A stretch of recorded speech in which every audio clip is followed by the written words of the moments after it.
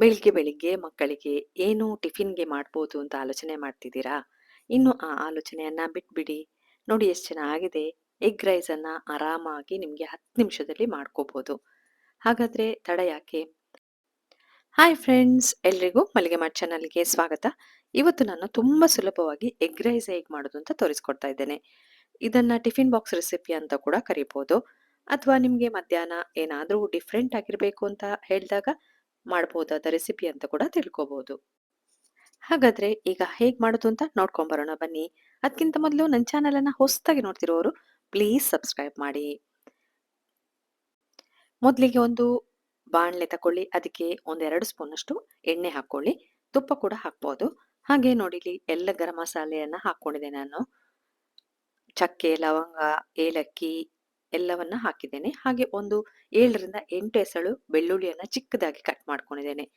ಒಂದು ಹಸಿಮೆಣಸನ್ನ ಚಿಕ್ಕದಾಗಿ ಕಟ್ ಮಾಡಿ ಹಾಕೊಂಡಿದ್ದೇನೆ. ಎಲ್ಲವನ್ನ ಸ್ವಲ್ಪ ಫ್ರೈ ಮಾಡ್ಕೊಳ್ಳಿ.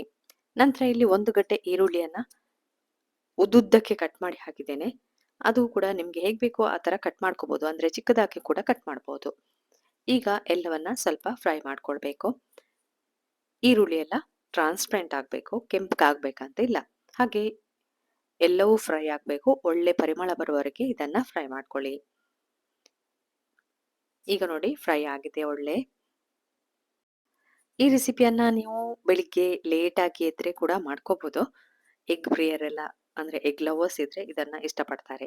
ಹಾಗೆ ನೋಡಿ ಒಂದು ಟೊಮೆಟೊವನ್ನ ಚಿಕ್ಕದಾಗಿ ಕಟ್ ಮಾಡಿ ಅದಕ್ಕೆ ಹಾಕೊಂಡಿದ್ದೇನೆ. ಅದು ಕೂಡ ಫ್ರೈ ಆಗ್ಲಿ, ಅಂದ್ರೆ ಅದು ಮೆತ್ತಗೆ ಆಗ್ಬೇಕು. ಅಲ್ಲಿಯವರೆಗೆ ನೀವು ಇದನ್ನ ಫ್ರೈ ಮಾಡ್ಕೊಳ್ಳಿ.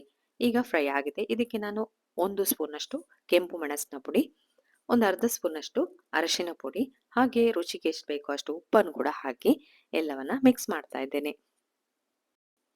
ಮಸಾಲಾ ಪುಡಿಗಳೆಲ್ಲ ಮಿಕ್ಸ್ ಆದ ನಂತರ ಸ್ವಲ್ಪ ಮಧ್ಯಕ್ಕೆ ಸ್ವಲ್ಪ ಜಾಗ ಮಾಡ್ಕೊಳ್ಳಿ.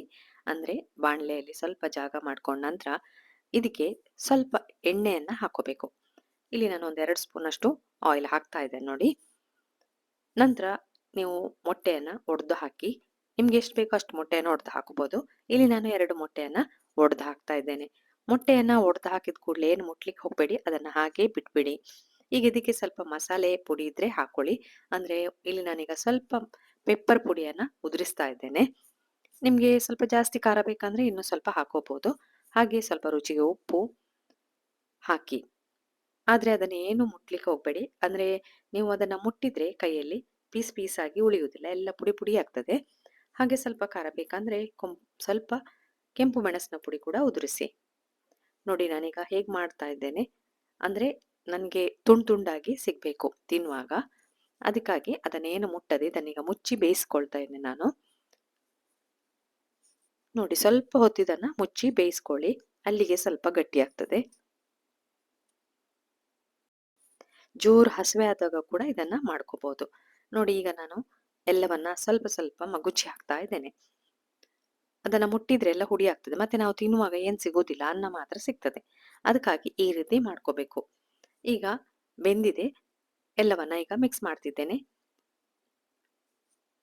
ಅಂದ್ರೆ ನೀರುಳ್ಳಿ, ಟೊಮೆಟೊ ಎಲ್ಲದರೊಟ್ಟಿಗೆ ಎಗ್ ಕೂಡ ಮಿಕ್ಸ್ ಆಗ್ಲಿ ಅಂತ. ಈಗ ನೋಡಿ ಇದಕ್ಕೆ ನಾವು ಅನ್ನವನ್ನ ಸೇರಿಸ್ಕೊಳ್ಬೇಕು. ಅನ್ನವನ್ನ ನಾನಿಲ್ಲಿ ಮೊದಲೇ ಮಾಡ್ಕೊಂಡಿದ್ದೇನೆ. ಇಲ್ಲಿ ನಾನು ಜೀರಾ ರೈಸ್ ತಕೊಂಡಿದ್ದೇನೆ. ನೀವು ಯಾವುದೇ ಅಕ್ಕಿಯಲ್ಲಿ ಅನ್ನ ಮಾಡ್ಕೋಬಹುದು. ಮತ್ತಿಲ್ಲಿ ನೀವು ಅನ್ನ ಹಾಕೊಳ್ಳುವಾಗ ಸ್ವಲ್ಪ ಸ್ವಲ್ಪ ಹಾಕಿ ಅಡ್ಜಸ್ಟ್ ಮಾಡಿ. ಅಂದ್ರೆ ಮಸಾಲೆಗೆ ಸರಿ ಹೊಂದುವ ರೀತಿಯಲ್ಲಿ ಅನ್ನವನ್ನ ಸೇರಿಸ್ಕೊಳ್ಳಿ. ಒಮ್ಮೆಲೆ ಎಲ್ಲ ಅನ್ನವನ್ನ ಸೇರಿಸ್ಲಿಕ್ಕೆ ಹೋಗಬೇಡಿ. ಫಸ್ಟಿಗೆ ಸ್ವಲ್ಪ ಅನ್ನ ಹಾಕಿ ಮಸಾಲೆ ಒಟ್ಟಿಗೆ ಮಿಕ್ಸ್ ಮಾಡಿ. ಆಗ ನಿಮಗೆ ಗೊತ್ತಾಗ್ತದೆ ಎಷ್ಟು ಅನ್ನ ಹಾಕಬೇಕು ಅಂತ. ಬೇಕಾದ್ರೆ ಇನ್ನು ಸ್ವಲ್ಪ ಅನ್ನವನ್ನ ಸೇರಿಸ್ಕೋಬಹುದು. ಇಲ್ಲದ್ರೆ ನಿಮಗೆ ಎಗ್ ರೈಸಲ್ಲಿ ಖಾಲಿ ಅನ್ನ ಮಾತ್ರ ಸಿಗ್ಬೋದು. ಅದಕ್ಕಾಗಿ ನೋಡಿ ಇಲ್ಲಿ ನಾನೆಲ್ಲ ಮಿಕ್ಸ್ ಮಾಡ್ಕೊಂಡಾಗಿದೆ, ಸಾಕು ಇಷ್ಟು. ಈಗ ಮೇಲ್ಗಡೆ ಸ್ವಲ್ಪ ಕೊತ್ತಂಬರಿ ಸೊಪ್ಪನ್ನ ಉದುರಿಸ್ಕೊಳ್ಬೇಕು. ಬೇಕಾದ್ರೆ ಲಿಂಬುವನ್ನ ಹಿಂಡ್ಕೊಳ್ಬಹುದು. ನನಗೆ ಹುಳಿ ಬೇಡ, ಖಾರ ಖಾರ ಬೇಕು. ಅದಕ್ಕಾಗಿ ನಾನೆಲ್ಲವನ್ನ ಮಿಕ್ಸ್ ಮಾಡಿ ಈಗ ಇದನ್ನ ಸರ್ವಿಂಗ್ ಪ್ಲೇಟಿಗೆ ಹಾಕ್ತೇನೆ. ನೋಡಿದ್ರಲ್ಲ ಎಷ್ಟು ಸುಲಭವಾಗಿ ದಿಢೀರ್ ಅಂತ ನಾವು ಎಗ್ ರೈಸ್ ಅನ್ನ ಮಾಡ್ಕೋಬಹುದು. ಮನೆಯಲ್ಲಿ ಒಂದು ಎಗ್ ಇದ್ರೆ ಆಯ್ತು. ಈಗ ನಾನು ಇದನ್ನ ಸರ್ವಿಂಗ್ ಪ್ಲೇಟಿಗೆ ಹಾಕೊಳ್ತಾ ಇದ್ದೇನೆ. ಹಾಗೆ ನಿಮ್ಗೆ ಈ ರೆಸಿಪಿ ಇಷ್ಟ ಆದ್ರೆ ಲೈಕ್ ಕೊಡ್ಲಿಕ್ಕೆ ಮರಿಬೇಡಿ, ಕಮೆಂಟ್ ಹಾಕ್ಲಿಕ್ಕಂತೂ ಮರಿಲೇಬೇಡಿ. ಹಾಗೆ ಈ ರೆಸಿಪಿಯನ್ನ ನಿಮ್ಮ ಫ್ರೆಂಡ್ಸ್ಗೂ ರಿಲೇಟಿವ್ಸ್ಗೂ ಶೇರ್ ಮಾಡ್ಕೊಳ್ಳಿ. ಹಾಗೆ ನನ್ನ ಚಾನಲನ್ನು ಹೊಸದಾಗಿ ನೋಡ್ತಿರೋರು ಪ್ಲೀಸ್ ಸಬ್ಸ್ಕ್ರೈಬ್ ಮಾಡಿ. ಈ ರೆಸಿಪಿಯನ್ನು ನೋಡಿದ್ರಲ್ಲ, ಇನ್ನು ನಿಮಗೆ ಹೊಸ ರೆಸಿಪಿಯೊಂದಿಗೆ ಸಿಗ್ತೇನೆ. ಪುರ್ಸೊತ್ತು ಮಾಡಿ ನೋಡಿದ್ದಕ್ಕೆ ಥ್ಯಾಂಕ್ ಯು.